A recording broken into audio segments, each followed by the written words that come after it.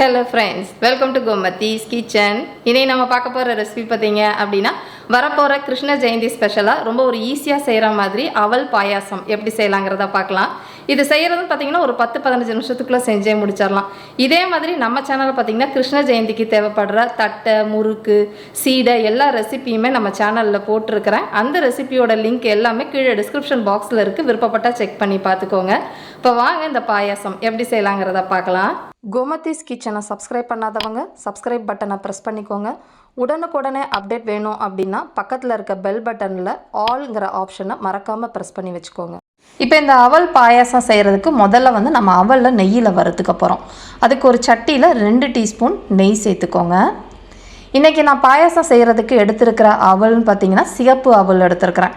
திக்கான அவலாக ஒரு 1/2 கப் எடுத்துருக்கிறேன். இதுக்கு பதிலாக நீங்கள் வெள்ளை அவல் திக்கான அவலாக சேர்த்துக்கோங்க. ரொம்ப நைஸாக இருக்கிறத எடுத்துக்கிட்டோம் அப்படின்னா கரைஞ்சி போய் கூழ் மாதிரி ஆகிடும். இப்போ இதை நெய்யில் நல்லா பொரிஞ்சு வர மாதிரி மிதமான தீயில் வறுத்து எடுத்துக்கோங்க. இப்போ பார்த்தீங்கன்னா ஒரு 2-3 நிமிஷத்துலேயே இந்த கொதிக்கிற நெய்யில் நல்லா வறுபட்டு பொரிஞ்சு இந்த அளவுக்கு வந்திருக்கும். இதுவே வெள்ளை அவல்னால் கொஞ்சம் செவந்திருக்கும். அதுக்குன்னு ரொம்ப செவக்கவோ கருகிடவோ விட்டுற வேண்டாம்.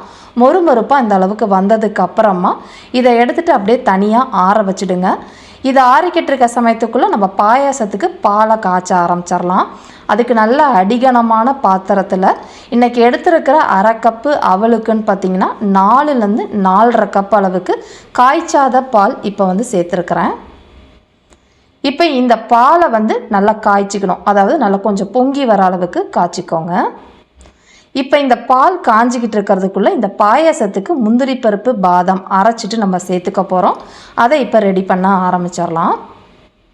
இப்போ பார்த்தீங்கன்னா நான் பாயாசம் செய்ய ஆரம்பிக்கிறதுக்கு முன்னாடியே 6லேருந்து 7 பாதாம், ஒரு 6 முந்திரி பருப்பை நல்லா கொதிக்கிற தண்ணியில் ஒரு 4-5 நிமிஷம் போட்டிங்க அப்படின்னா ஊறிடும்.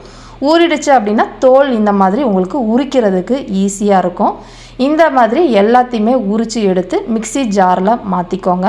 இதில் கொஞ்சமாக தண்ணி விட்டு நல்லா நைஸாக அரைச்சி எடுத்துகிட்டு வந்துடலாம். இப்போ பார்த்தீங்கன்னா அரைச்சி எடுத்துகிட்டு வந்துட்டேன். இந்த அளவுக்கு இருந்தால் சரியாக இருக்கும். இப்போ அதை நம்ம அரைச்சிட்டு வர்றதுக்குள்ளே பார்த்திங்கன்னா பால் நல்லா காஞ்சு பொங்கி வந்துருச்சு. இப்போ இந்த சமயத்தில் அரைச்சி வச்சுருக்கிற அந்த முந்திரி பருப்பு, பாதாம் விழுதை சேர்த்துக்கலாம். கூடவே மிக்சி ஜார்லையும் கொஞ்சமாக விட்டு அந்த விழுதை எல்லாத்தையுமே சுத்தமாக கழுவிட்டு இதில் சேர்த்து கலந்துக்கலாம். இப்போ இந்த பாலோடு இந்த விழுது சேர்ந்து ஒரு 5 நிமிஷத்துக்கு கொதிக்கட்டும். வெறும் பாலில் செய்கிறத விட இந்த முந்திரி பருப்பு, பாதாம் போட்டு செய்கிறப்ப உங்களுக்கு நல்ல ரிச்சான டேஸ்ட்டு ரொம்ப நல்லாயிருக்கும். இப்போ பார்த்தீங்கன்னா நல்லா கொதிச்சு இந்த அளவுக்கு வந்துருச்சு. இப்போ இந்த சமயத்தில் வறுத்து வச்சுருக்கிற அந்த அவலை இதில் சேர்த்துக்கலாம்.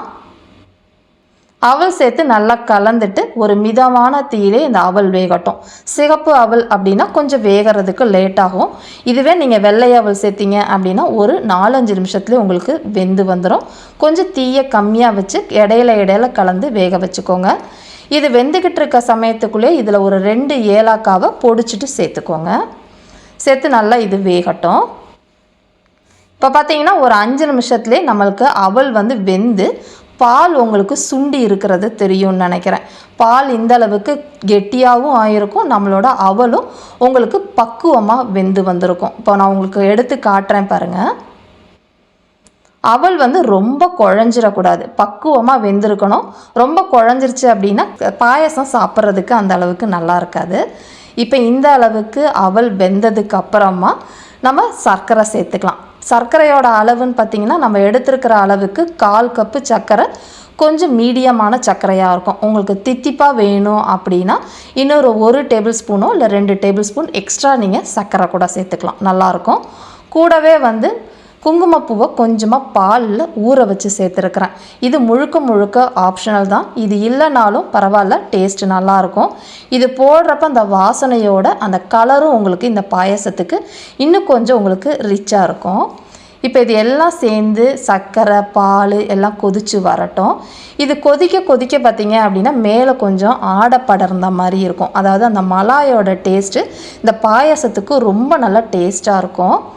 இப்போ ஒரு 5 நிமிஷமாக நல்லா கொதித்து பாயசம் கரெக்டான கன்சிஸ்டன்சிக்கு இந்த அளவுக்கு வந்துருச்சு.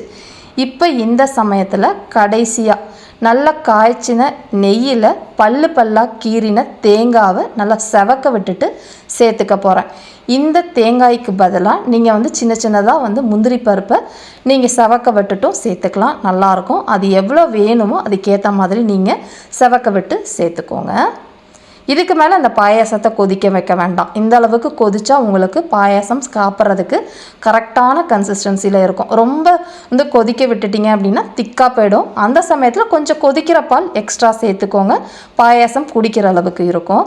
இதே மாதிரி அளவுகளோட இந்த பாயாசத்தை நீங்களும் செஞ்சு பாருங்கள். செஞ்சு பார்த்துட்டு எப்படி இருக்குது அப்படிங்கிறத கமெண்ட் பண்ணுங்கள். வீடியோ பிடிச்சிருந்தாலும் கமெண்ட் பண்ணுங்கள், லைக் பண்ணுங்கள், ஷேர் பண்ணுங்கள். மறக்காமல் கோமதிஸ் கிச்சன் சேனலையும் சப்ஸ்கிரைப் பண்ணி வச்சுக்கோங்க. தேங்க்ஸ் ஃபார் வாட்சிங்.